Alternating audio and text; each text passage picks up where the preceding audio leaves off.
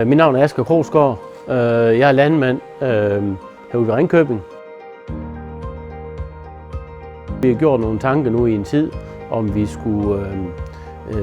skulle renovere i eksisterende rammer, eller vi skulle tage et større skridt. Det er det faktisk endt op med, at vi totalt renoverer vores farstal til de her nye farstal, og vores eksisterende farstal bliver lavet om til drægtige søer.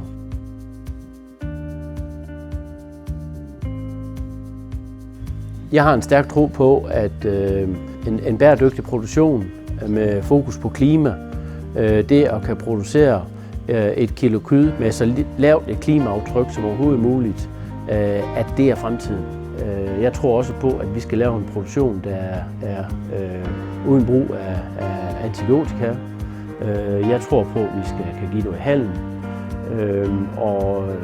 Og helt klart jo også, at soen i farstallen, at hun kan gå frit.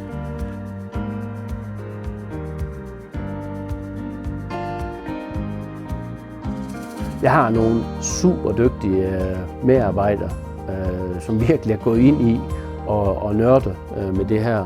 Vi har gjort vores forarbejde her, og vi har fået ting lavet, som vi har indtil videre en rigtig god mavefornemmelse med, i stedet for, kan man sige, bare at vælge en standardløsning. I forhold til, da jeg startede for 30 år siden, hvor det var pris, så er det mere nu, er det jo mere, så er det mere kvalitet, viden, som jeg køber mig ind i. Jeg vil sige, vi har ikke valgt de billigste løsninger, men jo det, at det er noget, der forhåbentlig kan vare i mange år.